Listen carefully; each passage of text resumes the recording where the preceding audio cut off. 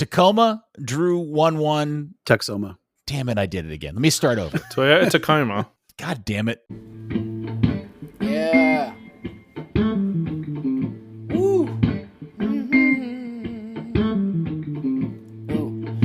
Third Degree, the Third Degree Net Podcast. Third Degree, the Third Degree Net Podcast. Third Degree, the Third Degree Net Podcast.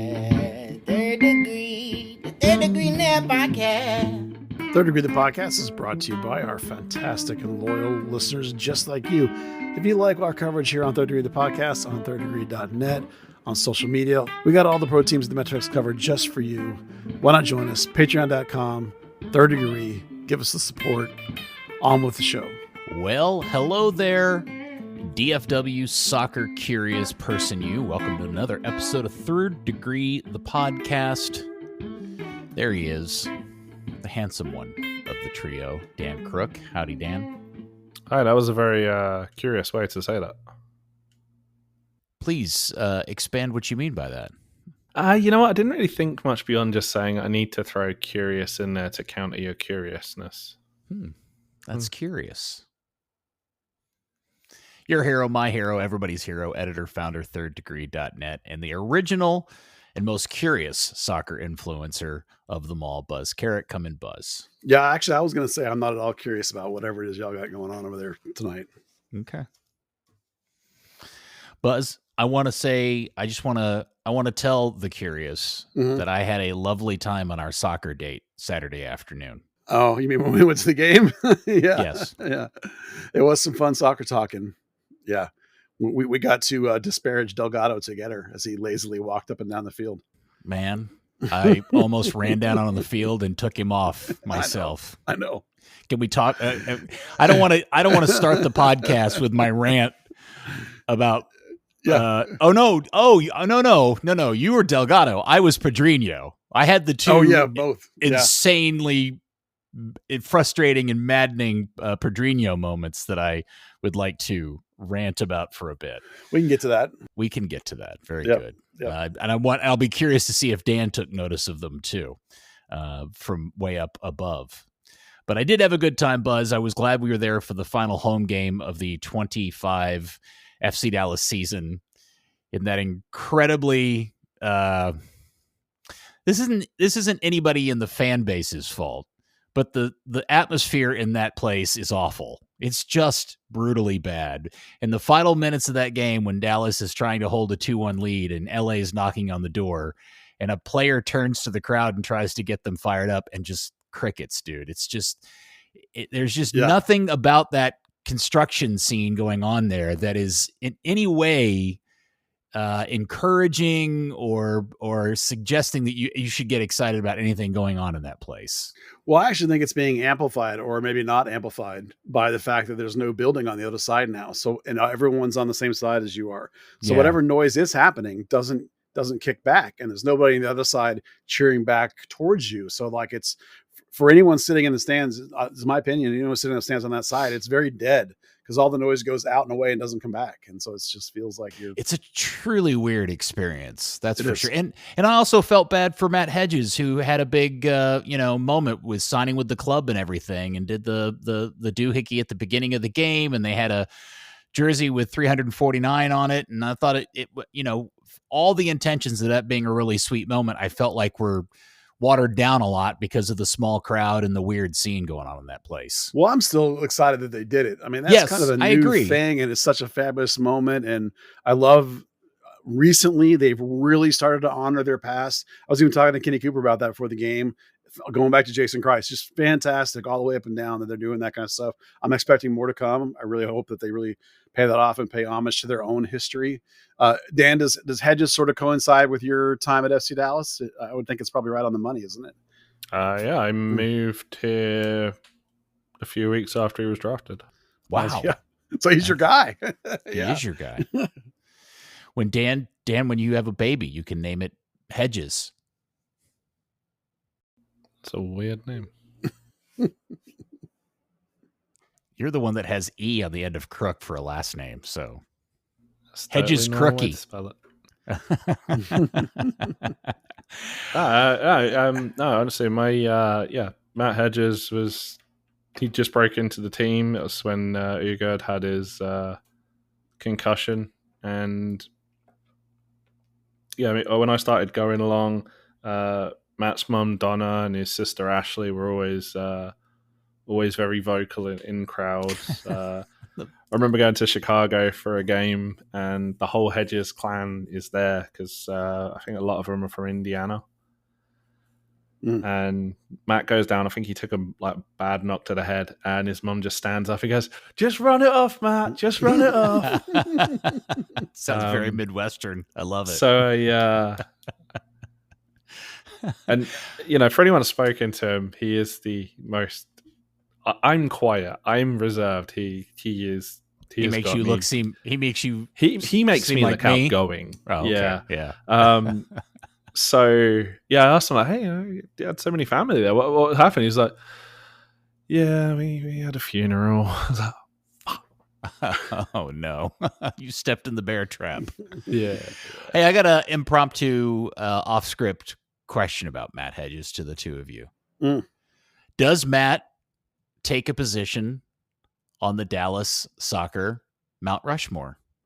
Oh yeah, unquestionably, 100%. Yeah, 100%. Really? Yes. Oh yeah. So he's one of the 4 positions on the Dallas FC Dallas Burn Mount Rushmore. Yep. Who does he supplant? Well, my other ones are Kreis, Oscar, and David Ferreira. And then Matt Hedges. Didn't have a 4th? Well, those are my 4. Those have always been my 4. Oh, well, you didn't have 4 before Matt Hedges was drafted into the team? I don't remember having a discussion about Mount Rushmore prior to maybe 4 or 5 years ago when Hedges was already breaking the club records for most games played. Like, if you asked me to do it without Hedges in it, I would have to sit down and think a bit. People try and put on Mauro Diaz, and I always object strenuously to that. Oh, boy, I would too. He only played phenomenal talent, but he only played in about 50% of the games he was available on the roster because he was hurt all the time. And only really wanted to be here about half of those games. So he's out on that. So after that, I really would have to, it's people often, I want to put Bobby Ryan on there too. And I love Bobby Ryan. He was a friend of mine. I know you guys feel the same way, but he doesn't belong on the Mount Rushmore in terms of playing. Like, if you want to talk about his contribution to the club, it's massive. But, Bobby Ryan was not even a top 4 player when he was a player, that in his particular era, let alone like all time. So like one of the most important people in club history, but that's a different question, a different scenario. That was about fan engagement and interaction and community building and fan base building and all kinds of stuff way past his impact on the field. Okay. So I don't, right this minute, I don't know who I would pick if it wasn't Matt Hedges. I have to go look. Well, the correct answer is Ted Eck, but no. If you're going to say Leonel Alvarez. No. I would buy Leonel over Ted Eck, but neither one of them for me. You can take Jason, Oscar, whoever your third one was off if you want to put David Matt up there. David Ferreira. Yeah. Oh, yeah. So it's Jason, Oscar, Matt Hedges, and Ted Eck. There you go. Okay. I've got one where you can have Ted Eck undisputedly on the Mount Rushmore. It'd be best hair at Dallas Burner FC Dallas. Ted Eck, Alvarez, Sanchez, Stephen Keel.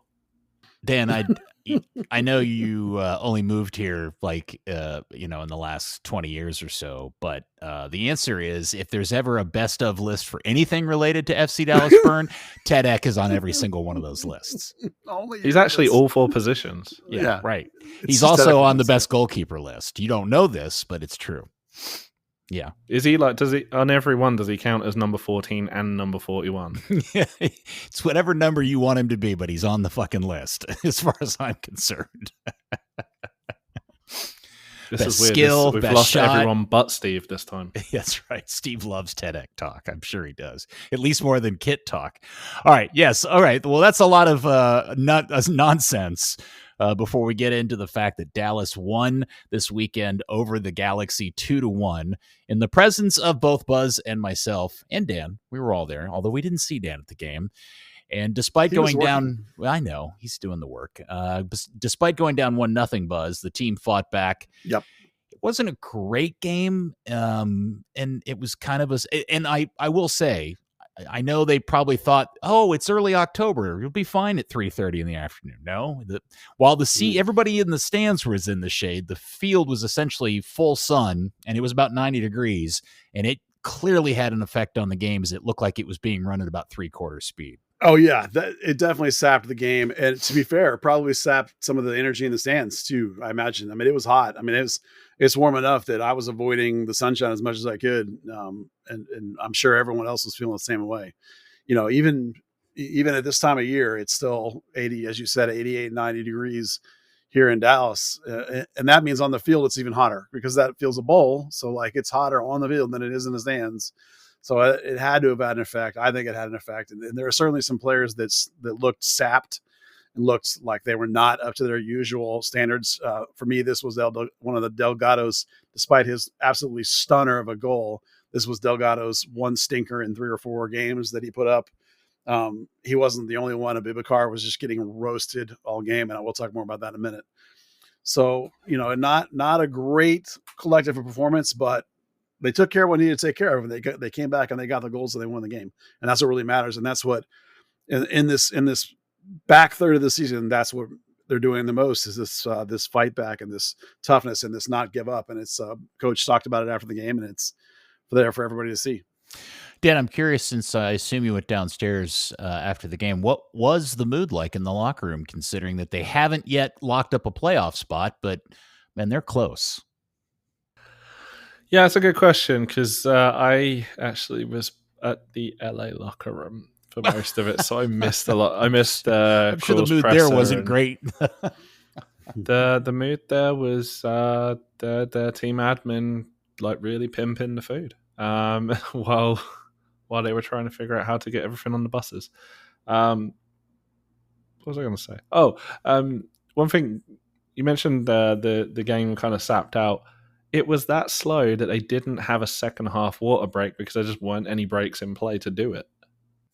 Yeah, that was weird. And you asked that question late in the second half, didn't you, Buzz? Yeah. Didn't you ask where the second half?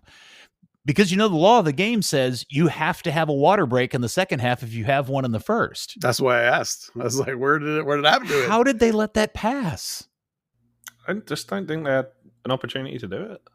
Like if they had a timer for ball in play time, I'm sure it'd be a new record, MLS record for ball in play time. It's like that Simpsons sketch with the Portugal, Brazil, whatever it is, where they're just passing the ball back and forth and it never goes out. Yeah.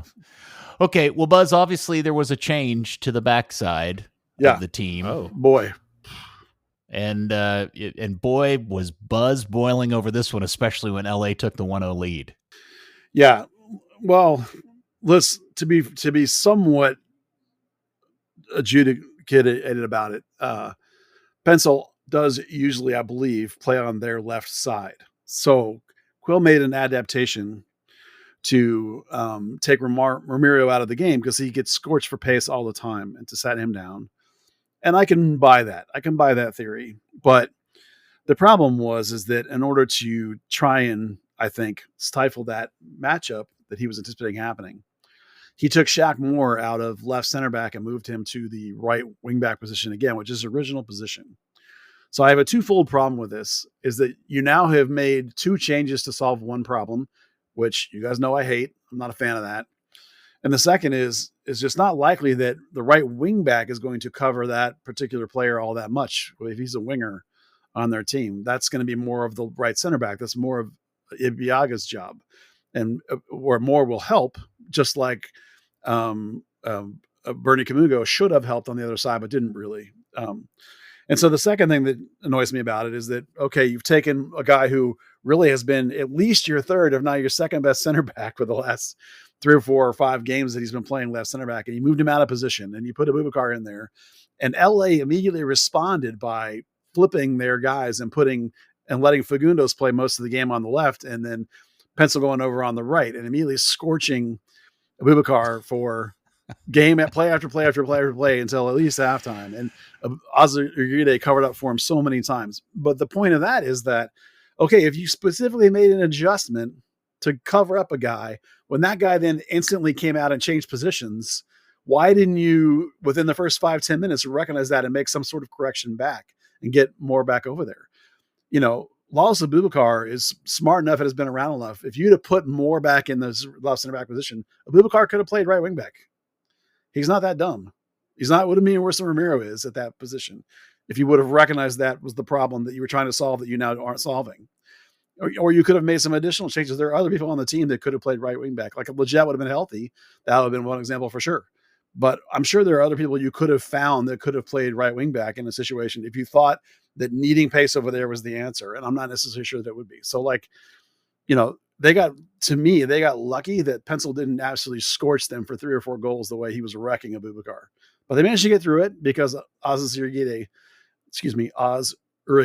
is such a phenomenal player that they managed to get by. And Bernie could have helped Abubakar some more on the outside too. So it's easy to second guess a guy when he tries to make an adaptation to stifle the other team, but have a backup plan for when they flip the script on you. And so for me, that was a case where, Vanny made an adjustment and out anticipated Quill and then Quill didn't adapt early enough or at all. So they left more over there the whole game, if I remember correctly. So that was not a good situation. I mean, I knew Pansel was fast, and I think he's one of, if not the fastest dude in the league. But when you see him in person run, it's shockingly fast. Because I would not say Abubakar was slow, and he went by Abubakar like he was standing still. It was ridiculous. Well, there was that one in the second half going right to left where he was easily 10, 15 yards behind Urigide. Oh, he torched him. And he just torched Urigide.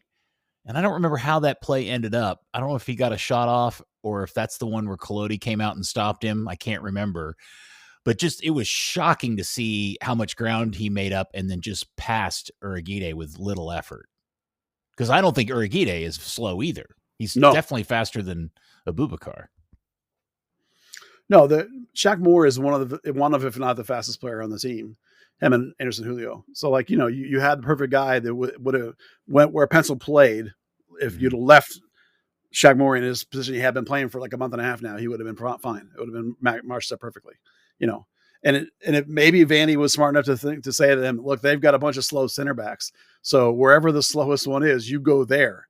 And so you may have needed to do some kind of thing where you were just sort of adjusting, or maybe at the end of the day, they just trust Urigide so much that it's not a problem, because it's not like Fagundes is a bad player either, and his goal on that side, again, just to show that the wingback has nothing to do with it. Fagundes' goal came because Ibiaga couldn't close him down tight enough and let him get off that shot. Great shot. Don't get me wrong, but he needs to be closed down, and not Shaq Moore. It was Ibiaga. So it'd be interesting in the return game. Obviously Panther will be away with international duty.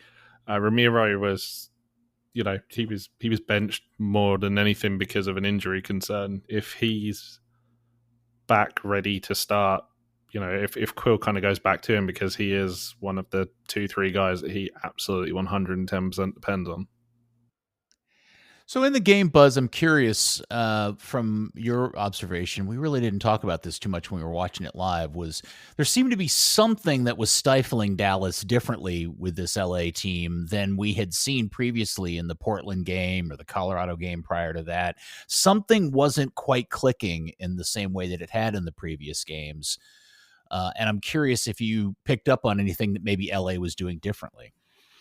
Not really. I honestly think it's about what we've just been talking about. Quill's need to have Ramiro in the game, and the fact that, Ramiro to the right of Kayik and Cabas to the left of the Kayik is making that thing really work. Kayik's progressive numbers have exploded since they've gone into that shape where that kid is surrounded by those 2 veteran players, and so it's possible that sort of not having his comfort guy over there to help him was a hindrance, because there was a moment I saw where Cabas and Kayik were trying to discuss something. I think it may have been in the water break, or it was at halftime. I think it was a water break because they were still standing there, and they had to bring Alvaro over, of all people, to translate, because Cabas doesn't speak Portuguese and Kayik doesn't speak English apparently. So they would each talk to Alvaro, and then Alvaro would tell the other person what they said.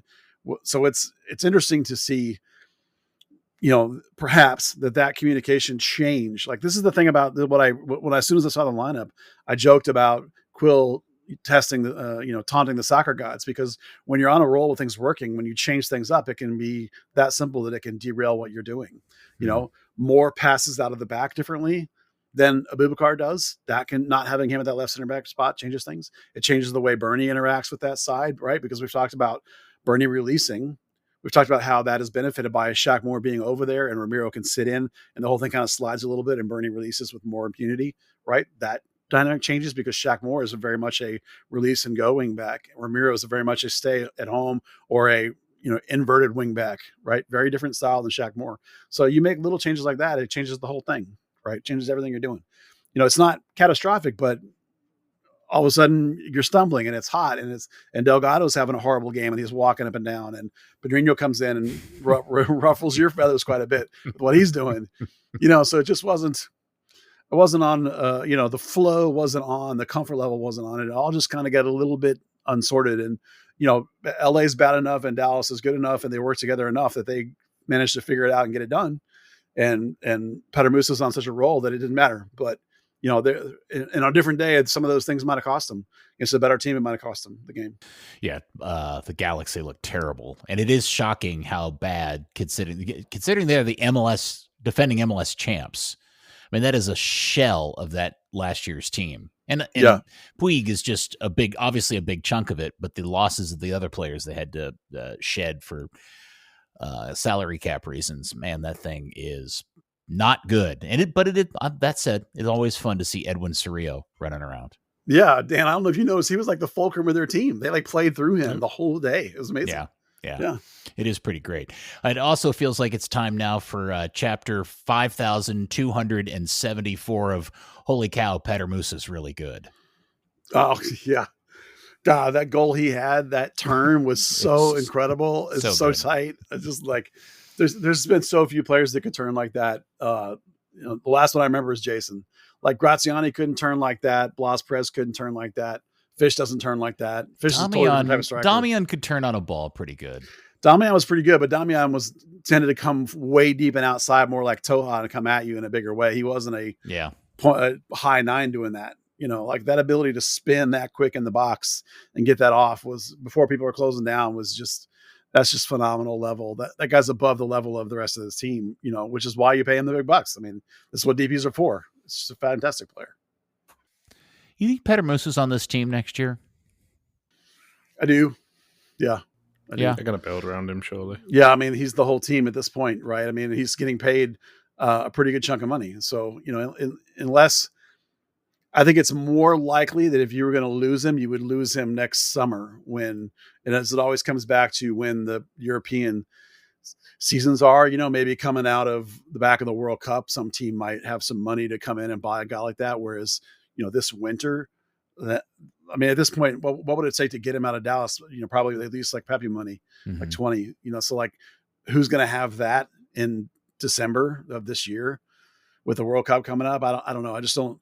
And I actually think, like, if you're him, like, and you're trying to crack the national team, like that would be a terrible time. He's probably out of time anyway, but that would be a terrible time to move, because if you go to a new team and then you have like 4 or 5 months before the World Cup and you're trying to get, into their team when they're mid-season and play well enough to catch your national team it's Czech Republic, right? I'm not crazy. That crack into that team, which is very difficult. He'd be better off I think, to stay here and keep scoring 20 goals a season, in terms of short-term gain for him, I think. Yeah. Well, he's on the backup list, right, for the next window. Yeah, you could just you could see a scenario. There's a risk of any move he would make of him struggling, taking that 4 or 5 months to get acclimated in a new team, stumble, and just not quite, again, I think he'd be better off just maintaining his form and trying to just really come out hot next season. That's his best shot, really, to make that squad, if that's what he really is trying to do, I think. I think then you can worry about it after the World Cup. Like, hey, man, I just scored 15 goals in the first 4 months here. I got on the fringe of the team. Maybe now it's time somebody might come in for me. That summer money, that big money. So, Dan, as we were running through the first half, Buzz was busy taking notes, I assume, on his phone throughout the game and making comments. And every time Patterson Delgado did something stupid, Buzz would look down at his phone and start furiously typing again. I thought, man, and then all of a sudden Delgado gets a ball square and hits an absolute banger to make it 2-0. And I thought Buzz was going to throw his phone on the field. He was so frustrated. He goes, that's Patterson Delgado right there. Hey, I mean, if he does that, that's fine. You can forgive the other stuff. It's when he doesn't do that. Can you? Yeah. If he has that impact on the game, then the rest is like, it's so. If he doesn't, then he's just a passenger. He's not worth being on there. It wasn't a good game for him, goal aside. Yeah, I agree with you, but I think a lot of what was not working and was very kludgy with Dallas in this game was somewhat tied to Patrickson Delgado and just kind of his, as Buzz call it, walkabout attitude. I don't mean walk. It's not that he's not trying. I'm not talking about effort. It's just his style of play clearly isn't as system as the rest of the team is. Right, Buzz? Am I saying this right? Yeah, I think so. There was a particular play that was the one that got me the most, and we even talked about when it happened, where something broke down up when he was way up on the offensive end, and he sort of half jogged, walked, and he finally got all the way back to his defensive position right at the time that Dallas got the ball back and transitioned. And so he stopped, he turned around and started walking back the other way. And Shaq Moore looked at him and was like, what are you doing? And then he still didn't move. And so Shaq Moore clearly was like, okay. And so Shaq Moore ran all the way up there to get up there in the offensive end and support on the right wing. And it was too late getting there because, it should have been Delgado who was 10 yards ahead of him when the play turned over. And Delgado just walked all the way back. And right at the time he finally got up there to the offense, it turned over again. And now Shaq Moore had to run all the way back down and cover up. So it's like, and then I was like, that's the moment where I turned to you. I said, this guy just drives me absolutely crazy. And then 10 seconds later, he scores one of the greatest goals we've seen in years. Yes. It's an absolute banger. My sense is that I don't think it's as much attitude as it is fitness. I just don't think he's super fit. And I think the temperature and the heat really got to him. And I think that story that you just told about him kind of dilly-dallying in defensive transition and then not even making a try to run forward when they got the ball back, I just think I don't think he's super fit. He doesn't look super fit. Yeah, I know what you mean. I don't know how to really gauge that. Buzz fat is what I would call it. I would have, me too, in the sense of he doesn't have that shredded look that I personally like. Have. Yeah. I'm not a professional soccer player. If you're in the stands, I don't care. Do what you want. That's right. If you're getting paid $200,000 or $1 million, you better not be looking like that. Eat all the hot dogs you want. Yeah. Joe, the glizzies apparently. Oh, sorry. So on the game, look, he had 75% passing. So on the surface, you're like, okay, that's fine. That's actually pretty decent for a high attacking player. But look, 3 progressive passes is really low when you're the playmaker. 0 progressive dribbles, 0 key passes, an X assist of 0.0, 3 miscontrols, and he was really poor across the board defensively. So every stat is trash, except of course he scored this absolutely banger of a goal that was, the highlight of the game and got him man of the match and team of the week bench or whatever it was, which is ridiculous. It's an incredible goal, but it's the thing about Oscar should say, take away the goal. The goal is amazing. And there have been guys that have gotten man of the match for a goal before, but his performance was for me a complete stinker other than the goal. But he wasn't the only one. There were other guys that had bad games too. I'm sure he shot all the way back up to Matt Doyle's top of the U22 list again. Yeah. Because he saw the one highlight. Doyle sees the highlights. I know why Doyle thinks that. The size, the body, the relative quality. Yeah. When he's on, he is on. And like I said, it's 2 or 3 games in a row he'll be on, and then he'll turn in a game like this, and it'll just be come on, man. He's 20. He looked tired. He looked tired, and he looked he didn't look like and that was kind of it. And it's hot. Yeah. Yes. Whatever happens. And LA just let him take that shot. There was nobody near him. The ball was played to him very nicely, and it set up perfectly for him, and he took his shot, and it was beautiful. I've got to give him credit for that. But in the big picture, where we're trying to watch, and Dan, do you agree with me on this? We're trying to watch with this idea of can he be the playmaker? Can he be the man? Or do you have to go out and get a DP? And I don't know where you are, Dan, but I don't think he can be the man yet. I don't see it yet. I don't either. But isn't that indicative of this entire roster, which also at the same time in parallel just makes Quill's success in the second half of the season all the more tremendous? I mean, sure. He's elevated the dudes. The dudes are playing great, but like they're short 2 DPs. And so if you're talking about difference making players, guys that are going to alter the game, guys are going to take you up to the top of the next level, which is the middle of the top half of the pack, right? Where you look at that is the quarterback. It's the 10. It's the center back we've been talking about forever. It's a goal scoring wing, maybe, so that like Moose is not doing it all by himself. I'm just saying like that's a position where you spend $5 million on Acosta, so that's. Well, the other thing that you and I were talking about is if you just kind of go around the league, and Dan, you can jump in here too, and you think about the best teams in MLS, how many Dallas players would start for any of those top 5 or 6 teams in the league? And I think we'd agree it's 2 guys. It's Petar Musa and Uragide. And everybody else in this team is probably a good backup player or a mid-tier MLS player. Like Chris Kappas is playing very, very well for Quill right now. But I don't know if Chris Kappas is a starter for any other top 6 MLS team in the league. Not something like a top 4 team, but he's capable of being that's one of those guys when talking about he's elevated the dudes. You got to elevate your whole roster. It's not just the best guys, but you've also got to have the best guys, and they don't have the best guys right now. So that's why we talk about guys like Delgado's, because we talk about like, is this a spot you would want to go get a guy and spend some money? And they clearly did last season coming into this year. So will they again is the question. You agree with any of this, Daniel?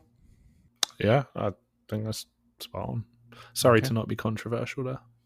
God, I wanted to fight with Dan about something. I know he's not fighting tonight. He's not being combative, Dan. Sorry. It's a victory pod, can't be. It's right. It is a victory pod. All right. So with the win, if I'm doing my maths correctly, Mr. Buzzard and Mr. Dan, the magic number is 3. I don't know what the magic number actually is, but the answer is if they win, they're in, basically, because that would be 3.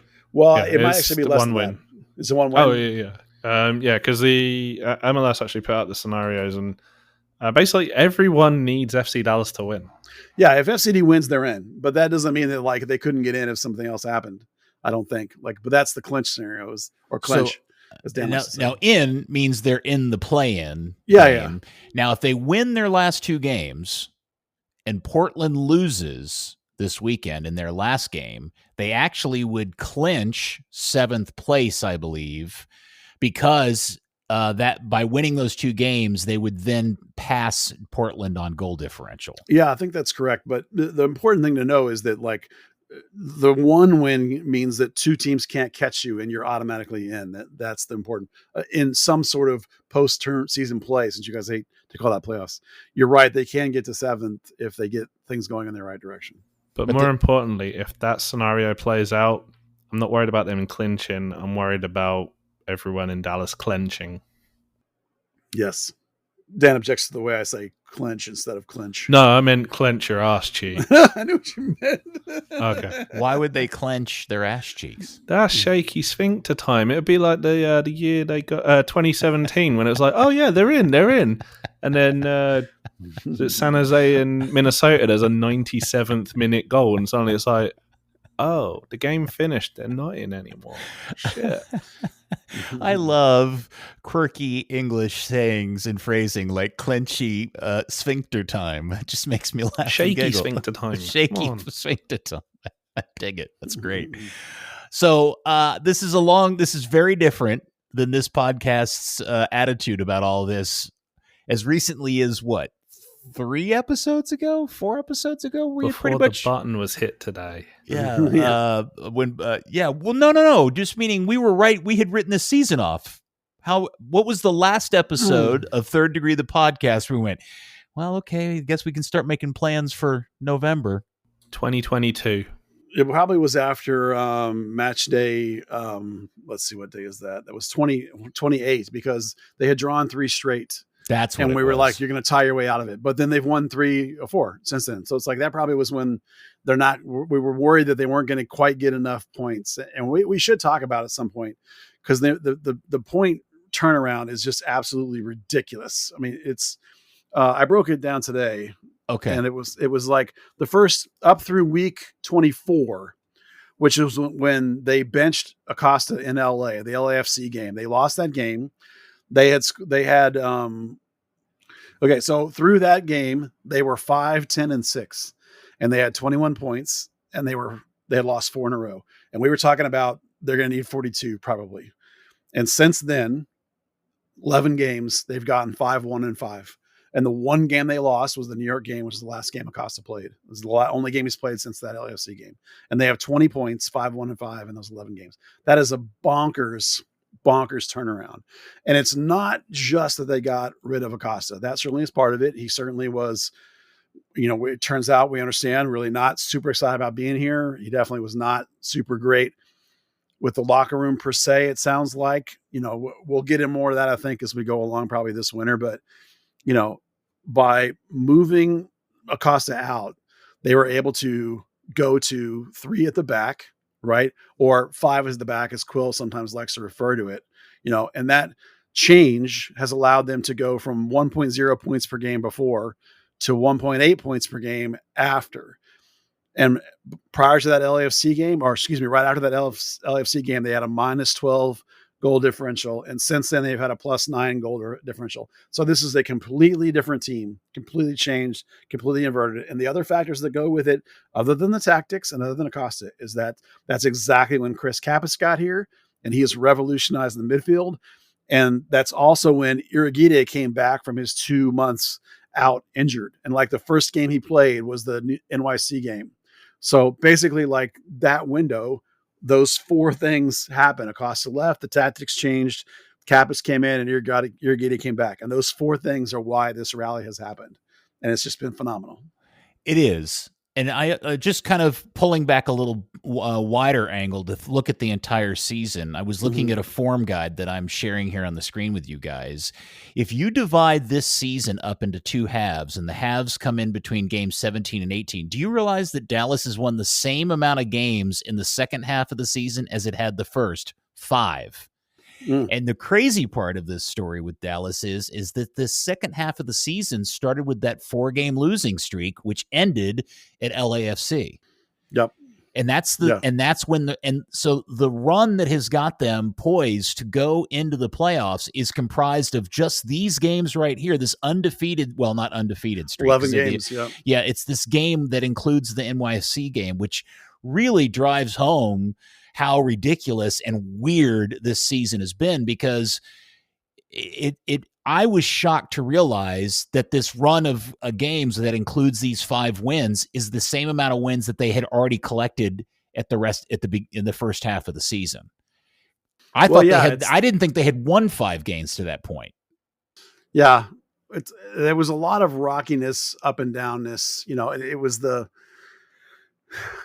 those 4 losses in a row really were an absolute killer at that time. You remember that 3 of those games were at home. Yeah, 2-4. It was that weird run. It was San Jose, San Diego, Minnesota, and LAFC. And it was also that same run that included home games against teams that there were at the end of extended road trips themselves. Right. And I know you're talking about this 5 wins thing, but look at where the wins are. The 4 of them are in the first 7 games. After those 4 wins, there's that stretch with 1 win, 3 ties, and 7 losses. That middle run of the season was when it was really falling apart, and the wheels were coming off, and they lost.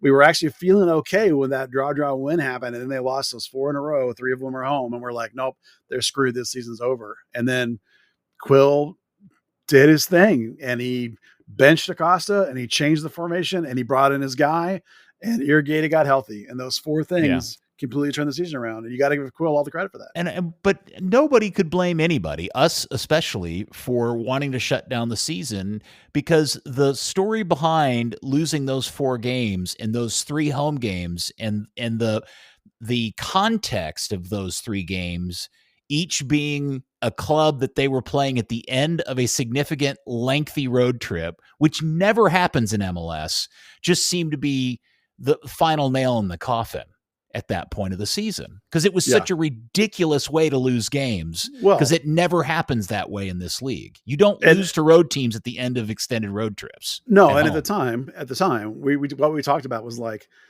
teams this bad don't become as good as they need to become to make the playoffs. Like they went from being 1 point a game to almost 2 points a game. That's that kind of change almost never happens, which is why we were all like, the season's basically over. They had to double their points in half the games. It's almost Seattle-esque. It is. It's weird. Nobody ever doubles their points in 1/3 of the season with 2/3 of the season. Right. It doesn't happen. Here's the deal, though, guys. There's 2 games left, and they've got to win one of the 2. They got to go. Do. And they're both road games. It's not that the Galaxy really have anything to play for, and I'm not certain. Maybe, Dan, you know better. Is Vancouver going to have anything to play for other than because the Shield is decided? Yeah, I think they can still get the first round bye in the West. Okay. Yeah, they're tied with San Diego on 60 points. And understand that, like, as good as we say Dallas's away record has been, like, they're a good away team. A lot of this ties. They only have 4 wins on the road. So they're going to need to win, it's not tie on the road. They're going to need to win on the road. Yeah, they can't do 2 ties. 2 ties really endangers them.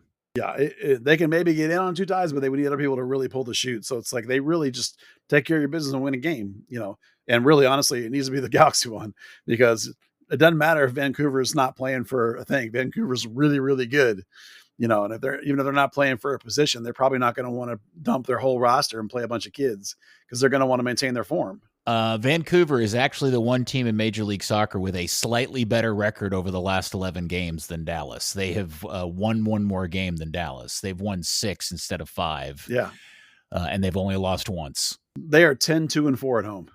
I mean, yeah, it's going to be that is a massive, massive ask. And the Galaxy are 5-8-2 at home. So like Dallas has more road points than the Galaxy have home points, not wins, but points. Yeah. Because they're 8 ties and they're almost as many wins. So like that game is really a 50-50 game. Like that game is easily winnable for FC Dallas, and it better be because you're not, knock on wood, you're not winning in Vancouver.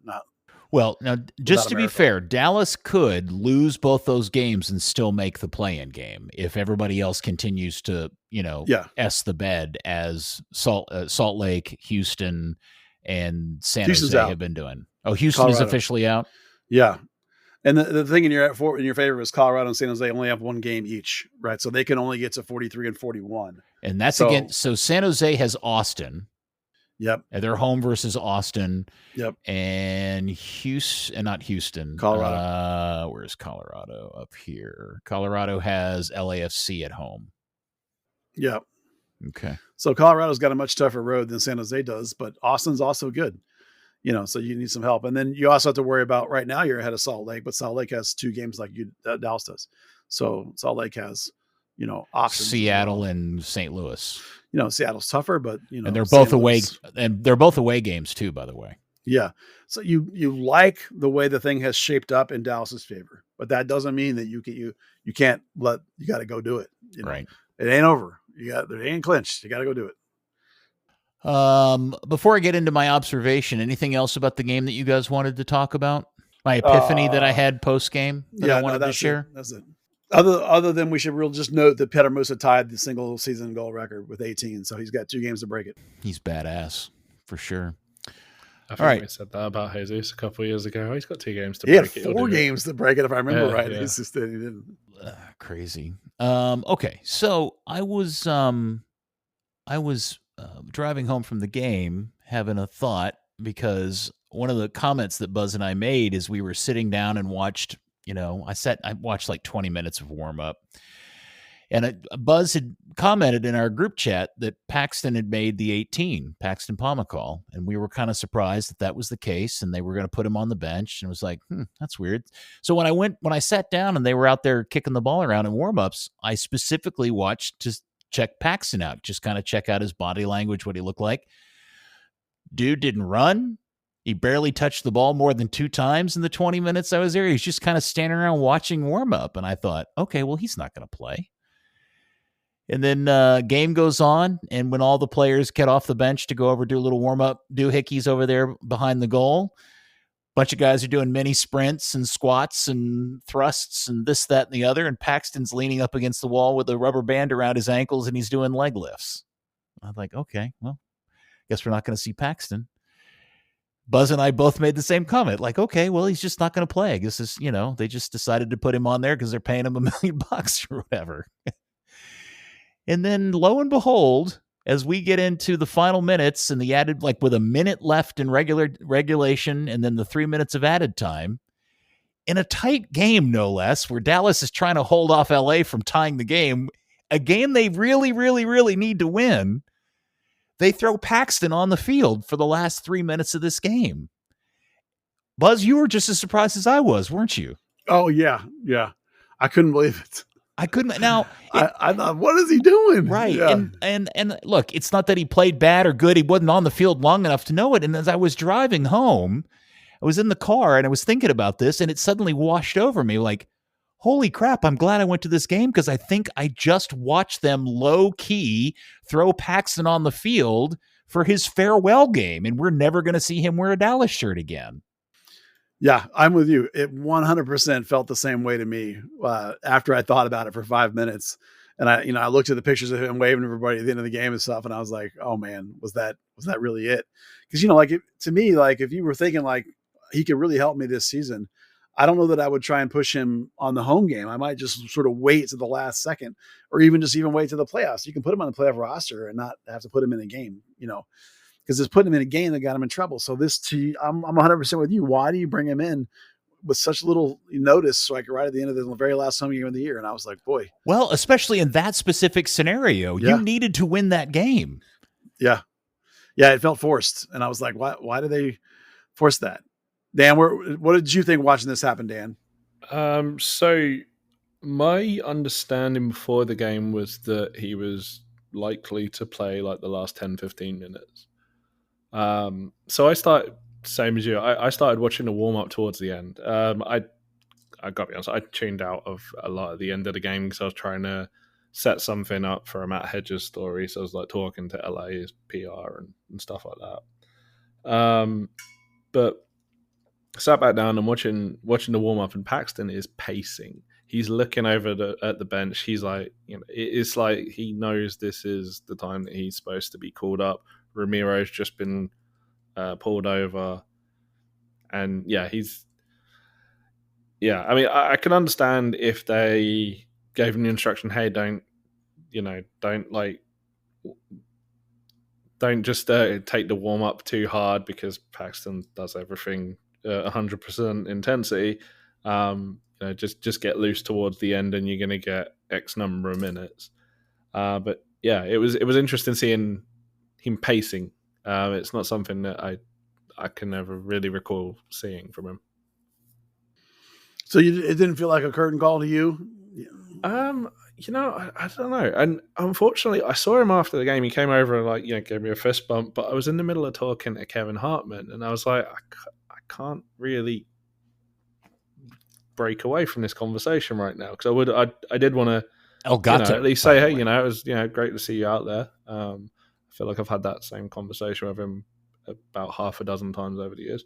But yeah, I mean, he seemed happy. He wasn't, he was talking to people. He was kind of joking around. The fact that I'm stood over on the side by the LA Galaxy locker room talking to someone, he made a point of coming over to say hello. That's, I think we've all spoken to Reggie Cannon in the past where it's been something like he's got injured or subbed off and he wasn't happy, and it's like he's not talking to anyone, he's not making eye contact with anyone. This was not that. So yeah, I guess if he sees it as a curtain call, that's possible. That could just be like a happy send off. I do know that Quill absolutely loves him. I'm pretty sure that in Quill's mind, his ideal midfield would be Paxton Pomykal and Chris Kappus. That'd be my ideal midfield. Yeah, but I guess it's like might be Buzz's wet dream. There's so much of a psychological with the part in soccer, and I think we've all sat there with Paxton at one point or another when he's talked about injuries and coming back and having a setback, and to have 2 years off, have two games, have more time off. That maybe he sees it one way and the team sees it another. Maybe they all see it the same way. It's going to be interesting to see what happens over the winter, especially as the team sheds players. We know Leget's probably not coming back with his salary, so there's an urgency to keep midfielders if they can, the same way they had to keep Sebastian Iviaga in defense because they were just out of defenders. I think we all have an emotional attachment to Paxton for a whole host of reasons, and if in fact this is how this ends, it's an incredibly sad ending to what was probably the most promising career out of anybody to come out of the academy. We were all so excited about Paxton Pomykal, especially in that World Cup game against France, where he was just playing out of his mind.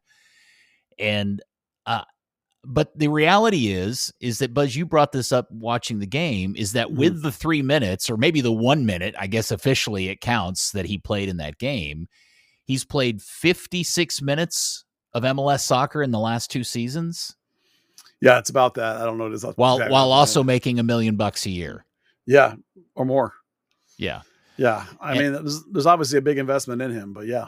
And that's just not sustainable or good business for anybody. I mean, it is for Paxton, obviously, but it's not good. It's not good for the roster to have that going on.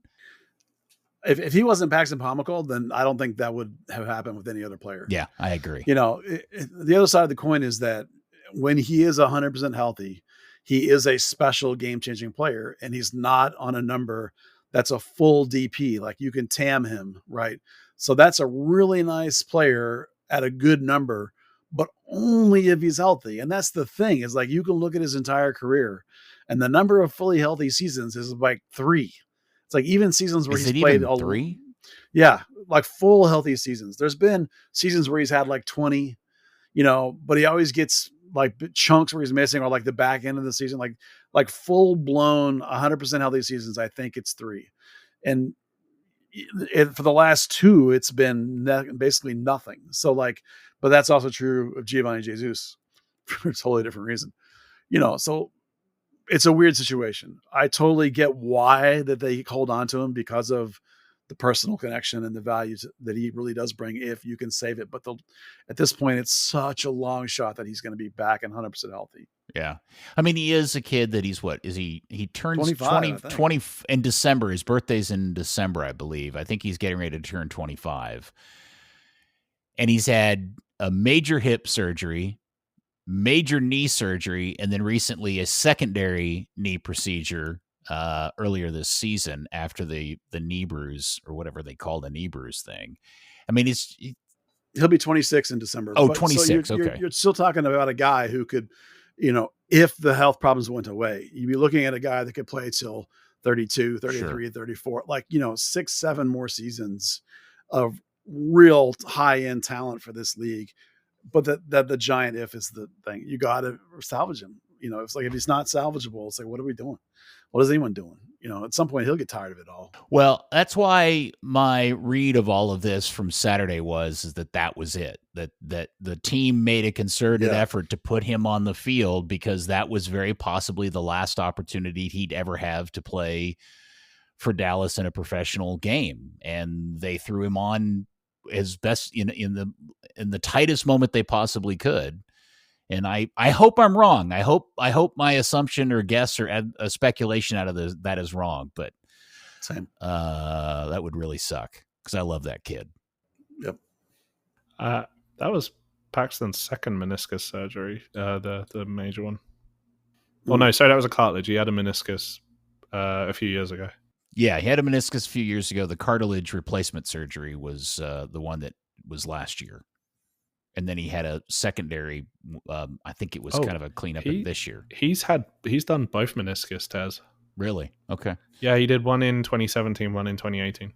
We've always known that Paxton was very unusual in terms of, as a human being, as an athlete, the amount of pressure and torque and the just wear and tear he put on his body was extreme, even for a high level academy product from anywhere. This was one of his downsides, was just the way he treated his treated his body in game. He just went all out 100%. And I think that's why we see what we see today, unfortunately. All right. So Dallas ends up winning. Everybody knows where they're at. Keep your fingers crossed. It is, as Dan would say, squeaky bum time as we move into the last two games of the season. And that game against LA is coming up on Saturday, the 11th at 9:30 p.m. Anybody talking about that game, Buzz? You want to speculate on how you think they'll line up for that? Do you think he'll make the correction? Put Ramiro back on and Shaq back at back line? Well, since Dan said he had a little something he was fighting through, that'll depend a lot on that, obviously. Who, Ramiro? Ramiro. Oh, okay. Ramiro. Yeah, because if Ramiro can go, like, he's so indispensable right now. Like, I don't know that they want him to be, but he is. I think he would be back out there. And then Shaq Moore can go back to the other spot. So I think that's what you would prefer to have happen. Abubakar didn't do anything that makes me think like, oh, he's going to keep that spot. I think that it would go back to the way it was before if Ramiro is recovered, because I think you pointed out that Pencil's not going to be there. That eliminates some of that worry, from the Dallas end. Deedson will be gone with Haiti. Diego Garcia will be gone with the USU 20s, the next version of it. It's not, I don't think Nolan will be back yet. So like you're getting a little thin. So you might see Ennis Sully on the bench. That'll be huge add if he's on the bench. So I don't think, but this is the part of the time the bench is being shortened in the sense like you're seeing less subs. You're seeing Pedrinho and you're seeing Anderson Julio, and that really is about it. Like, maybe you might see an Abubakar late. That's one of the nice things about having Abubakar back on the bench is that you can bring him in as an extra, more defensive sort of minded guy, like late in the game if you really feel like you need to. So that's, a thing. So I think he'll want to go back to that. The question is in net, obviously Paz is gone. So, Jacob Jackson picked up some sort of knock. So you hope that he's back in, and then you have a question, Clody versus Jackson again. If Jackson's not healthy, then they might have to go to an emergency keeper signing. Probably JT Harms. They've got him signed already, I think. Do they? Okay. Yeah, they when Clody got the red card and Paz was injured. Yeah, they did it once, but those only last a short period of time. So that probably would be the answer again, I would assume. So as you point out, Dan. So it all picks itself. If people are healthy, this is the time of year and the run they're on. You don't change anything, unless your hand is forced. So, a caveat to my bitching about the lineup was Dan's information that Ramiro had something he was fighting, even though he wasn't technically hurt. Before we move on about other things, I just want to comment what I talked about at the beginning of the podcast, which was my anger at Mr. Pedrinho, who proceeded to do two things in his short stint on the field that made me absolutely bonkers, and I was shocked Eric Quill didn't run out there and 2-foot him himself. First off, receiving the ball in space and juggling it 3 times to himself before proceeding to playing a forward pass that he immediately turned over, a bad pass, to an LA player. Unacceptable. Like total showboat, BS, ridiculousness. Agree? Oh, yeah. Am I wrong? Am I nitpicking? Am I being an asshole? No. Okay.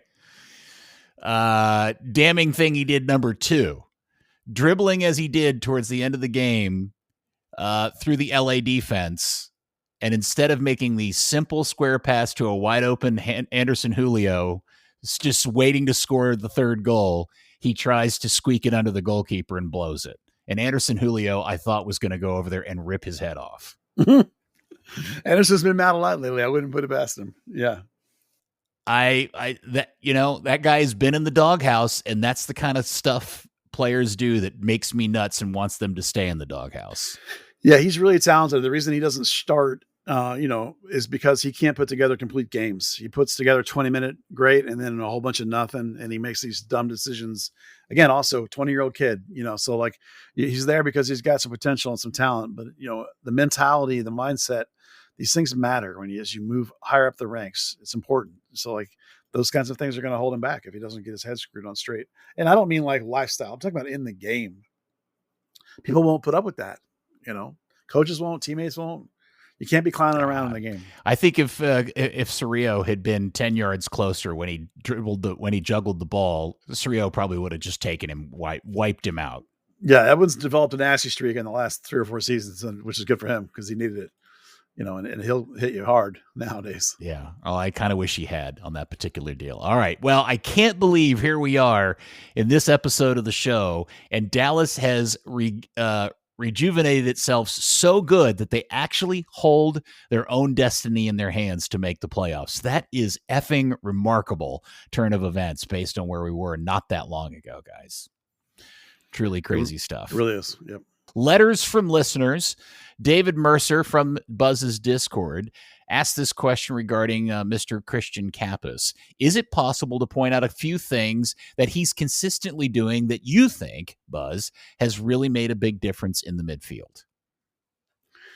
Yeah. A lot of this is possible to see with the eye test, but I know not everybody sees the game the same, so I tried to find some stats. And the simple answer is that he's not a sprinter. He can't really run all that fast. I don't know if I've ever seen him sprint really, but he reads the game really well, and he slides really well, and he puts himself into good positions. And that's the fundamentals of what he's doing. And so I tried to pull a couple stats that can show you how that results in play change. And so one of the obvious ones is what is a progressive reception.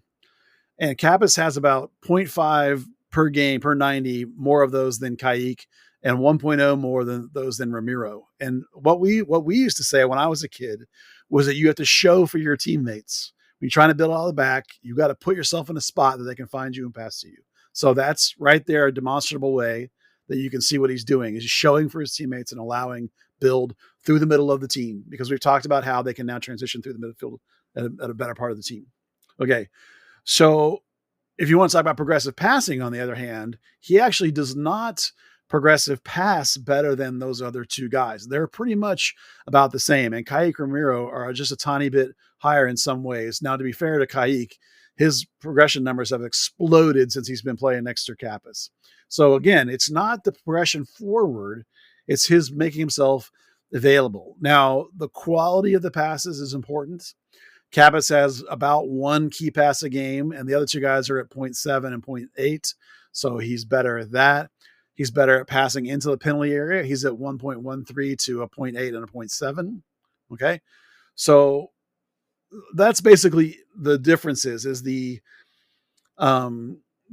difference in the making the team able to play through the middle of the field. Okay. It's not carries. None of these guys carry. It's not blocks. They're basically all about the same. Tackles, all about the same, right? Kappas is cleaner. He's dispossessed less than Kayik. Miscontrols, they're all about the same again. So the other place Kappas is really good is aerials one. So that's what it is. It's just the way he shows for his teammates, puts himself defensively in good spots, allows the collective team the ability to pass and develop through the middle of the field. See, you learn things when you listen to Third Degree, the podcast. Question number 2 from Mark Wright. What academy player would you bring back to Dallas, non-signed and previously signed, practical and dream? Okay, dream former signed player is a no-brainer to me. It's Chris Richards. This team is absolutely desperate for a center back, and he is one of the best passing center backs you have ever seen, and he's Quill's guy. Quill found him, developed him, and discovered him. No-brainer, easy. A signed player that's actually realistic is Alex Zendejas, who is playing amazing soccer in Mexico, but is probably available for like 9-10 million. And if you wanted to bring in a DP for like, a wing sort of 10-ish kind of guy, play a little false wingy side on either side, that to me is a legitimate possibility. I believe he's 27 years old. So, do you think he could beat out Dietzen? I do think he could beat out Dietzen. Yeah. Do you think Club America would take Dietzen in a trade for Alexander Zendejas? No, I do not. So not likely, but realistic on Alex Zendejas. Yeah, that's a good one. I like that shout. All right. So non-signed dream players, of course, Weston McKennie, because you just put him in midfield with Kappas and Paxton or not. You've opened the door. Whatever or not. I mean, it's a dream, right? I'm not saying it's real. I'm saying it's a dream. Non-signed realistic. This one was harder. A player that they let get away that might actually contribute and help. I went with Kirol Figueroa. Do you know who Kirol Figueroa is? Miner's son that went to Liverpool. Yes, he's a Liverpool U21. He is not yet making the leap into Liverpool's team. I mean, come on, it's Liverpool, right? But a guy who obviously has some pretty serious quality to have gotten that high in their organization might want to come back. He played here in the academy. Is a dude that you could put into your rotation as like a winger or a striker. You know, they have guys that are similar, but a dude that you might actually be able to get, and I think could help you, you know, probably even, you know, maybe get on ahead of Anderson Julio or a Deedson. I don't know, but those guys, you know, Kirol is like 17 or 18 or whatever. He's not 19, whatever he is. He's not a U21 team. I couldn't remember exactly how old he is. He's pretty young still. He's like not even really a full professional yet. So, it's hard to find an unsigned guy that actually could be impactful, because I think people might have expected me to say Matthew Corcoran, but like they just spent $4 million on Kaique. What are they going to do with a Matthew Corcoran, who's a 6? So you know who I thought you were going to say? Who's that? Charlie Kellman. No, Charlie Kellman's too slow for MLS. Oh, whoa! Look at the level Charlie Kellman plays at. League. He's in the championship. Yeah, or the league below that. He's playing for Charlton right now. I don't think he's good enough for MLS. His dad will probably message me now that I said that. Oh my! But I don't think you're going to get. Plus they have Petter Musa. Why would you want Charlie Kellman? You have Petter Musa. You have Logan Ferguson. Yeah, well, he's started 7 games this year and not hit a goal or an assist this season. I'm just saying, like, I don't think Charlie Kellman fixes any problems. You know? Okay. Like if he wanted to come back to the look, I know he's trying to get on. I know he's trying to get on with FC Dallas a couple of times, and they're like, pass. Like they don't even want to talk to him. You know, so okay. All right. Now you brought something up that we had no plans to get into this. It wasn't on the crayon written run sheet. Okay. But you brought it up because there is a rumor running around that Weston McKennie's agent is shopping him around Major League Soccer, according to at least one outlet or a few outlets, because of some sort of personal reason. Maybe somebody in his family is not well, or baby mama thing. Who knows what it is? That's total speculation. I don't know what it is. But there's one caveat to that. It's not shopping him to MLS. He's shopping him to Chicago. Is it Chicago specifically? Specifically. There's interest in other teams. FC Dallas is one of them. But okay. But my question is, when you take into consideration the budgetary constraints of the next few seasons due to the stadium project, which is absolutely a thing whether Dan Hunt wants to admit it or not, would they blow out the baloney to sign Weston McKennie to come home and play for this team? Assuming Weston wants to, because a lot of guys professionally don't want to play in their hometowns for a lot of obvious reasons. Well, that's why I think it's unrealistic. And I put him in the unrealistic dream category because, you know, I have not researched that stuff with Chicago. Is he going to be available on a free? Or are they trying to get them to buy him from Juventus? Because if you're trying to buy him, he probably costs over $20 million. I would bet 20 to 25. You know, I think Weston McKennie wants a big substantial offer from an MLS team so that he can say, beat this and I will come play with you to Juve or whoever he wants to play with. I don't think Weston McKennie, this is my personal opinion, I don't think he really wants to come back to MLS right now. He's 27. Supposedly he just signed an extension, so his contract goes through summer 2028. Right. So like, I don't see, like if Weston McKennie was on a free agency situation, then I think the Hunts would call. And I think it would behoove them to do everything in their power to pay whatever it took to get him to come. But I can totally understand them not spending 25 million to get Weston to come back. I think Weston coming back is a dream on the dream scenario, not realistic scenario. Well, even off the field, Dan Hunt's always talked about wanting an MLS Cup of homegrowns. He is a homegrown. He might not have that contract designation, but he is. And marketing efforts, what's better than the guy that's in the midfield for the US national team? Yeah, that's why I say like a dream scenario. Yes, free. Yes, I don't know, 8, 9, 10 million even. Sure, but I don't think that's what he costs. I think he costs. I don't know, over 20 million. So it will aggravate me to no end if West McKinney comes to play in this league and it's not in a Dallas shirt. Yeah. I mean, Dan and Clark Hunt are effing billionaires, and at some point they owe this fan base. Totally agree. Something like that, especially the season ticket holders who they have asked to shoulder the burden of this stadium project for way too long. Yeah. Now, if you want to come out of the back end of the World Cup, you want to have the calendar change to the winter. You want to have a new stadium I need to fill up. I just sold Petter Musa for $20 million. I can get Weston for $20 million. I'm in. Then I think it's plausible. Then I think it's real. Then I think you could actually do it. I don't think that, but you're talking about 2 years from now, he'd be 29. Then he might be entertaining it. Right. But like right now, I don't think it's legit. Yeah. I mean, I don't think it's going to happen either. I think the way that Clark does business and with the red that keeps coming out of that stadium project and probably will continue to until it's done, I would be shocked. I really, truly would be shocked. I'd be delighted, but I would be shocked if that ever happened. Well, that's why I put Alex Zendejas on the reasonable, because I think an $8-9 million spend is legit. That's a really interesting one. I'd love to see Zendejas back here. Yeah. He's kind of isn't he the original Academy sale for $750,000? Yes. Was he the first one they sold? It's $500,000. Yeah. Yeah. $500,000. Okay. And think about it this way: like if you've just spent $4 million on Kaique and you have Ramirez kicking around too, so maybe you're looking more at a 4-3-3.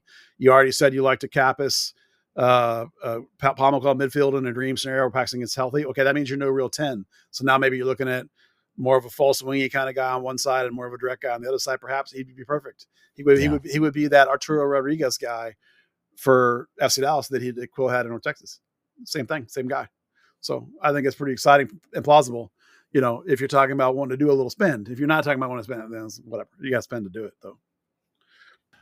Very good. Go Burn. Get one of the last two. Let's do it. Good questions. Very good questions. And you can always submit your questions wherever you submit your questions to Buzz, and we'll read them on the podcast. Dallas Trinity play next on the 12th at Spokane, which will lead into the big game they're promoting at the Cotton Bowl, which is the friendly against Club America. Boy, that's a team that needs some rest. They've been traveling a lot, and they need some points because they've. I think they're still in second, but they've been struggling. They were when I looked. They were in second, and that's the question. Was they had a week off? Hopefully, that really helped because they could. You know, their two losses are to two really good teams. You know, so like Spokane's not having a great season, so that's a winnable game even on the road. But obviously, they're probably hoping not to be. They're not looking too far ahead because that big game on the 18th is going to be a fun one at the State Fair. You know, we're all working. Unfortunately, I wish I could go, but because I really would like to be at that one. So I got a question for you too. Yeah. What do you think the attendance for that game's going to be? I think it depends. I'm not going to have a good answer for this one because I think when you're talking about Club America finale, you're talking about how they penetrate the sort of East Dallas Hispanic audience. And I don't have a good finger on that pulse. I can't really tell you whether that club resonates or not. I know that they vastly overestimated what we're going to get out of Barcelona's women's team. And that ended up being about 5,000. So my expectation is 5,000-6,000 maybe. But, if you were to tap into the right segment and that free Cotton Bowl, the free ticket to the State Fair maybe is resonate with people. Cause there's a lot of talk right now about how expensive the State Fair is. If you can get out there on the midway and throw some coupons around and get some people in the stands. I mean, if I would be stunned if they hit 10,000, I'm thinking more 5 or 6, I think. And I would consider that to be a positive because their first few home games had about 3. So if you can, almost double that, I think that would be good performance. I think they'll hit their own record, but not by a ton. Yeah. I remember FC Dallas played Tigres Femenil a few years ago, and it was an okay attendance. It wasn't anything spectacular, but it also wasn't really that well advertised. It was at Bishop Lynch, where that was in the middle of a construction project of its own. It wasn't the State Fair. It wasn't, you get a free ticket with it. They weren't, Dallas Trinity is giving, I understand, free tickets to volunteers at the fair. or at Fair Park, which could boost it a little bit. Liga MX Femenil is definitely a higher profile now than it was when FC Dallas played that game. Yeah, but I'm not a Hispanic expert, but I'm pretty sure that that Tigres and Monterrey are the bigger clubs in Texas, not the Club America doesn't necessarily resonate here as much as Tigres and Monterrey do because of the proximity more than anything else. America's just the global. That's fair. So I mean they're still going to have that effect. It's just whether it's whether it penetrates to the women's side, doesn't it? My perception, and I don't know if this is correct, is that in Mexico, the top flight women's teams they're supported, but not like the men's teams are. Yeah. And so the reason why I brought this up was I was doing some normal Instagram surfing, and I saw this video from Trinity being posted, and I saw Cint Marshall, who was the woman that Mark Cuban hired to take over and run the Mavs after the in-office sex scandal and clean all that up. And she was going on about what a great atmosphere it was and how much fun it was. And it wasn't just a soccer game. It was an event, and it was this and it was that. And she was talking to Jim Neal, the patriarch of Trinity, the father that runs the family that owns the team and essentially does all the work. And he said, I couldn't believe he said this. He said, this is our opportunity to have 30 or 40,000 people in the Cotton Bowl for this game. He told me 20 a couple of weeks ago.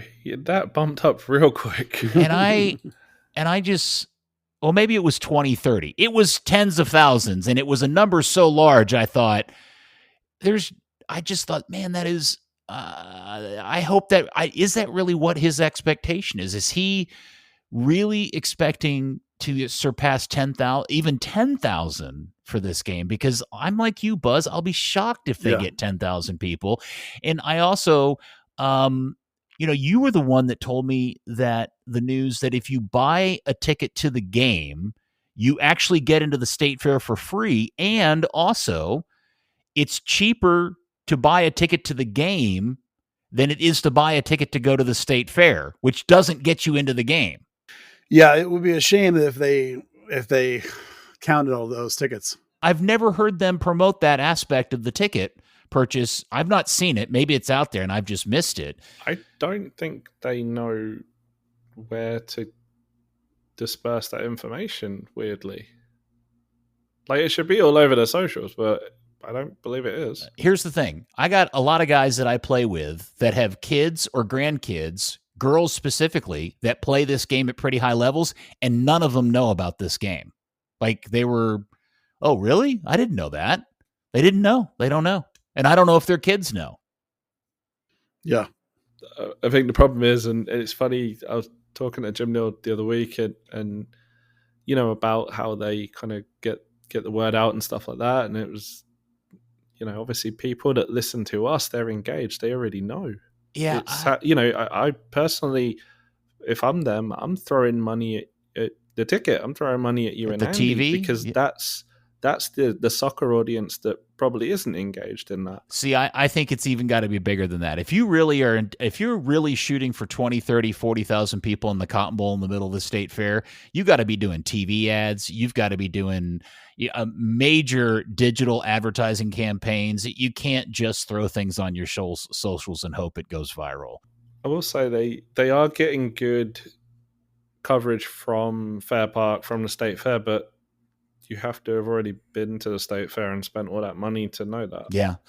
I hope it works out. I'm a big fan of the club and I'm a big fan of the project, and I really want it to work, but when I saw him say 20, 40, 30, whatever the number was, the numbers he threw out there, I just thought it was a moonshot. Yeah, so what he said to me was, he said 20, and I'm fully aware that if we hit that number, 75% of those people will not be aware of Dallas Trinity, but that's our chance to convert them, which is totally fair. It's just you have to get that 20,000 in. And looking at the attendances in Liga MX Femenil, it's just like Dallas Trinity. Their average is 3,000, their high is 6,600, their low is 1,800. Okay. If Trinity went out and they gave away 30,000 tickets to this game, how many of that 30 get about 10,000 people right. in the stadium. Yeah. So it's a tough one. That's huge. That would be a good net win for them. Yeah, I agree. Well, that game is on the 18th, and I do encourage everybody to buy a ticket and go because you get into the State Fair essentially for free for that. Yeah, so it'd be fun. I mean, I'm bummed I'm not getting to go. So plus, we're also talking about wanting them to succeed. So if you buy that ticket through them, they get the revenue. Yeah, they get that revenue share that's going to be important for them, particularly at a time where they're coming off the back of 6 away games, the operational costs for that, the lack of revenue in that period. So it's going to be a difficult time for them every year. Well, that's a lot about a game that's just essentially a friendly, but it's important to them for a lot of reasons. Big game. Yep. It's a big game for them. North Texas at LAFC, they got a win, and Sarver went bonkers. Yeah, for most of the game, Dallas was not in it. And they started a guy that I was, look, I nitpick that or 11 sometimes, but I thought they made some poor choices in the 11, and they made a change at halftime that really worked and really opened them up. Sarver did not have the first goal that kicked it off, but then he went crazy. He had 3 goals in 20 minutes and should have had a fourth. He earned a PK, and then he took the PK and missed it. And that would have been his 20th goal. He would have tied for the golden boot if he would have converted that PK. And he had 2 other chances after that to convert that he didn't because he was getting really tired. But he went bonkers at the end of the game. I saw a goal where he had a ball on the outside on the right, and he juked his guy and went to straight end line, and he finished at the most obscene angle at the far post. It was ridiculous how good a finish it was. Probably should have been saved by a better keeper and would have been saved by a better keeper, but it was still a very nice finish. I don't know what number of the 3 it was, but that was a very, very nice goal. I think that was the first one. I joked about what the XG on that goal was. It was ridiculous. And the second one was a volley where it came across and he volleyed it like, waist high, but he didn't slam it. He kind of just flick volleyed it. So it kind of floated in like that just because he didn't want to rip it back towards the front where the goalie was. Sarver, when Sarver is on, he's so better than that league. He should be with FC Dallas, but understandably, he's not playing with FC Dallas in this crunch time. He's 4th, 5th on the depth chart at the wing. So keep sending him down, let him keep playing, and he's going to, as their captain, he's going to do a lot in terms of their ability to actually get past people and surprise people in the playoffs.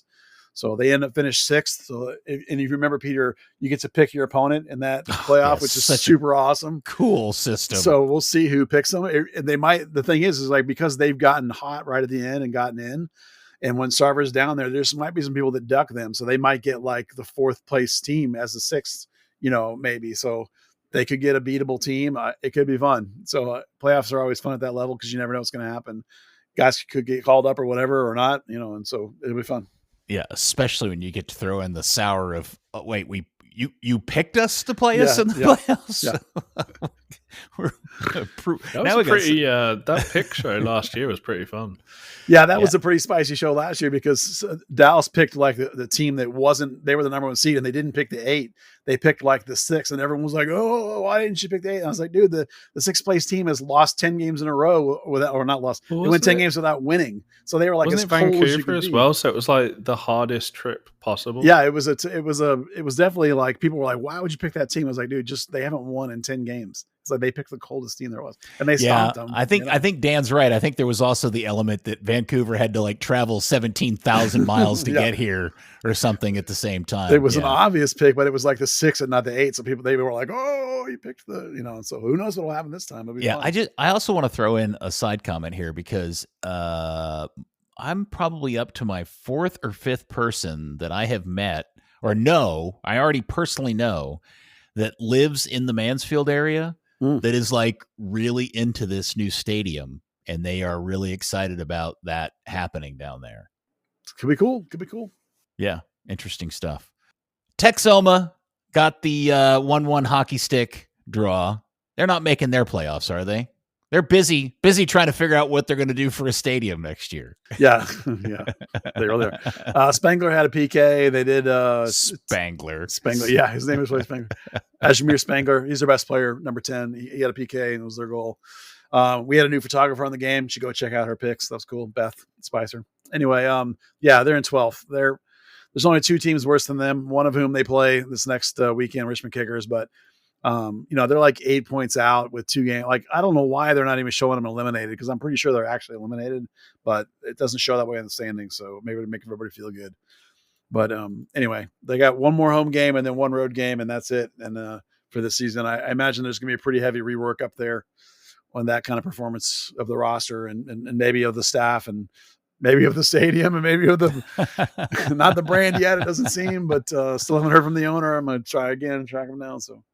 Yeah. And Atletico Dallas doing their bit to stay in the news and in front of everybody's social media feeds as they paid Carli Lloyd to come down and do a little public speaking and go drill sergeant on some 8-year-old girls. Somebody did. I mean, they were somehow associated with this clinic, but there was only like a clinic for a couple of either like a particular camp or a couple of teams. It wasn't like there weren't like 1,000 kids out there. There were only like 20 or 30 or whatever, but whatever, they put it on their social medias and celebrated to wear the shirt. And she's there with a jersey holding it up, and they did some, shaking of hands and whatever. So they're doing their bit. The fact that nobody heard about it until after it already happened was kind of a whatever, but the whole point may have not been a general open public call for Carli Lloyd, since it seemed to be a particular training group that they are working with apparently or something. So, but anyway, they're doing their bit, keeping their nose in, keeping themselves in the news a little while they try and put this thing together. So. Okay. Very good. Well, I think if I'm looking correctly, so I don't miss anything again, I'm running down the famous red crayon run sheet, and I think I have read everything on there. While you do that, I mentioned Diego Garcia in the U20. Liam Vrostek is a FC Dallas youth player. He has got a US U17 call-up. So camp, good for him. Okay. Nolan has scored a bunch of goals for the U20s in the World Cup. Yeah, they won their group. I think he didn't play game 3. He didn't. No, they sat a bunch of players in the loss against Still South won the group Africa. Anyway, Yeah.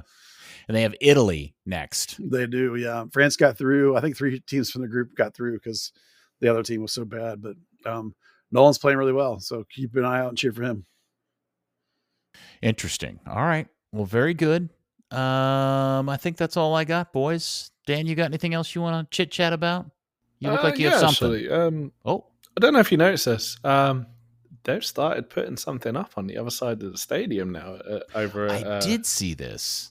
It seems like forever it's just been there's a pile of dirt and it moves a few feet and then it moves back and then it moves back again and then someone's hiding in it potentially. But yeah, there's I'm curious because I was of the impression that part of the demolition was that they were actually going to break out all of the concrete where the seats are and take all the seats out and rebuild that entire lower bowl section.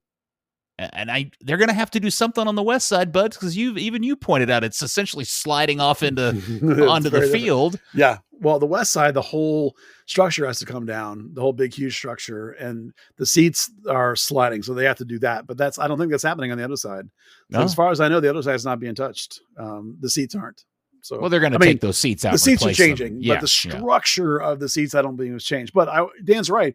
There's something there. It's in terms of going up. But it's like a metal, it's like a framework for a building, I guess. Right. But remember, the flip is middle of next year. So that's 9 months from now. 9 months from now, is that flip happening? Well, the flip is supposed to happen in August. Okay, so that's closer to a year from now then, actually. I still say that, man, that's 10 months from now. That's an incredibly, incredibly fast build to be able to flip everybody over that side if it's supposed to be done. We just from our eyeballs, we can tell there was some delays from when the original knocking down was supposed to start happening to when it actually did happen. Like, no one's letting out a secret there. You can look at it and see it. Like, it didn't happen when it was supposed to happen. So, it was delayed, and that's a delay after the original delay of having to swap out construction companies. Right. So like there have been some delays. So it's definitely not going to happen on the original schedule. So like, will it be ready for the July, August flip around is probably, it won't shock me if they play all next year on the same side that they're on now. Yeah, I agree. I just, the more I watch what's going on, the more questions I have about what this end resulting structure is, because they took out kind of the middle section where the gate was. Yep. And maybe the 2 buildings immediately on the other side of the gate, but they've left a bunch of those concession stands that lead down to the pro shop and whatever that foul odor is coming from is over there on the north side. No. And then the same thing going from the south, from the going back towards Soccer 90 and everything. I thought all of that was going away too. And I guess now it's not, or it never was. I don't think the northern structures or the southern structures were going away. It's just the middle part and the part like to build on top of that. And there was some stuff that was supposed to happen on the north between like where the soccer shop and like that north side was supposed to be there. I don't know if any of that's changed. If they lose the fixing of the elevators and leave that stink in there, that will be an absolute disgrace. That stink is so bad. They have got to get that fixed while they have the stadium torn down. It's so, I mean, obviously there's been some adaptations. We're not privy to the adaptations. I mean, maybe somebody will tell us. Adaptations? What do you mean? So the plan, like what they were doing. Oh, changes, modifications to the original design. That's what adaptations means. I didn't. Okay, I've never heard it referred to that. So if you actually look at the renderings I've got, like the northwest, northeast corner structures, they are there. Yeah. The northwest being the like the actual front office. The northeast is the HRs over there. Where they kind of broke it down to is like the operations and security, that end of it. So yeah, I mean they may just be looking at it. They're going to build off the end of both of them and kind of sweep around for that new expanded footprint. Well, if there's going to be a big thing in the middle that is going to be the suites and everything, I'm just curious how this roof line is going to sustain when the buildings on either side of it are only 1 story tall. Like I can't in my mind figure out how this thing's going to be built. But it'll get done eventually. Hopefully I'm still alive. I don't know if you remember, but on the original rendering they showed, there is a view that is a view. Sorry, it's a view from the southwest corner to the northeast, and there's a straight roof and a curved roof, and there's just like a big corner opening. So that's right over the HR office. Yes. Well, we'll just remind, this is a friendly reminder to all the curious that we told you when they showed drawings on day 1 that whatever we saw then is not what we're going to end up getting at whatever future date it's actually completed. Nope. Just everybody know that up front, okay? Remember that. Set your expectations accordingly.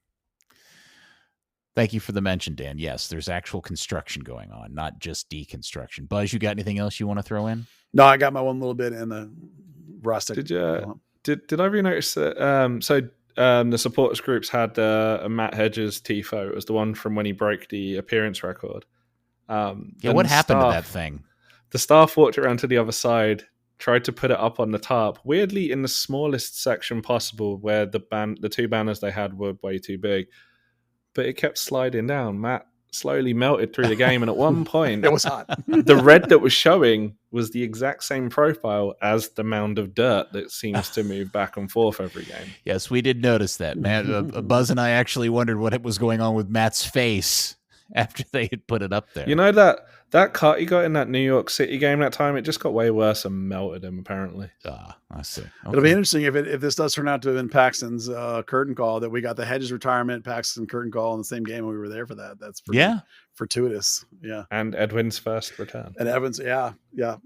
Wait, that's the first time Edwin's played in Dallas since he went to LA? I think so. I don't know that for sure. I don't know. No, I think he's played in Dallas. Well, he was pretty good. Like, I joked about how he's the fulcrum of the team, and that surprised me, but I thought he played pretty well. I didn't have any 93 touches. The most anyone on Dallas had was 50. Yeah, I thought he had a really good game. And Johnny Football looked pretty good too. So congrats to Johnny Nelson for still took a shot. Banging. Yeah, he looks pretty good. I mean, he took a Johnny Nelson shot, but still, he looked pretty solid as a defender. Now you've pissed off Johnny Nelson's dad. I love Johnny Nelson, man. Don't get out of here. I interviewed him once when he was in the early days. He was a great kid. Oh yeah, I'm wrong. He Edwin played in the game last year when they that's what I when thought. Dallas won 2-0. Yeah. No, I'm really, really excited for how his career's gone. I mean, I know that LA is not good right now, but he was a big part of their run last year, and I think he's just turned into a great 6. So, he definitely seems a big standing around that by that locker room. It seems like he is definitely a big personality in that team, which is crazy when you think of the stature of LA Galaxy in American soccer. And he was very quiet when he was here. He was a quiet kid, very reserved. He's still quiet. Is he? Yeah. Just feels a little bit. Yeah. No, like I said, it was good to see you back, and very quiet. Like, yeah, it was good to be back. And then but at the same time, you've got people like Eddie. Yeah. I was like, oh, okay, he's Mr. Popular. Well, if we hadn't already gone on and prattled about for an hour and a half, I would love to talk about Landon Donovan's new hairpiece because I'm fascinated by that. Because you're going to get in on that. No, I have zero interest in having anything to do. I mean, my hair situation is not that much better than Landon's. But I think one of the good things about 2025 compared to the 80s or 90s is that you can be open and transparent and share with the world your hair follicle challenges and the lengths you'll go to correct it. Yeah. And Landon Donovan is doing that, man. So, good for him. I told my wife that Landon was on Instagram telling everybody he was getting a hairpiece, and the look on her face was one of horror. And then I showed her the photo of the end result, and her reaction was, hey, wait a second, that's not that bad. He actually looks like 20 years younger with that thing on his head. It's not like Landon was a bad looking dude. He's a good looking dude when he's bald too. It's just, but do what makes you happy. If you want hair. On a totally unrelated note, if Hims, Nutrafol, Hair Club for Men, the Turkish doctor who did Wayne Rooney's hair plugs, if any of them want to sponsor the podcast, like we are here, we'll totally take it. Yeah. Yeah. Excellent. Peter will even do the thing. We'll take cash. I don't need in trade. I don't need hair trade. I'd like cash, please. Yeah. Cold hard moolah for sure. Third Degree, the podcast, is brought to you by our fantastic and loyal listeners just like you. If you like our coverage here on Third Degree, the podcast, on thirddegree.net, on social media, we got all the pro teams and the metrics covered just for you. Why not join us? Patreon.com, Third Degree. All right, boys, thank you very much. Everybody keep your fingers crossed. It is squeaky bum time as Dallas goes in for the run-in for the playoffs, and that'll do it for this particular episode. Thank you, Dallas-Fort Worth curious soccer types you. We will speak to you next week on another episode of Third Degree, the podcast. Third Degree, the Third Degree Net Podcast. Third Degree, the Third Degree Net Podcast. Third Degree, the Third Degree Net Podcast. Third Degree, the Third Degree Net Podcast.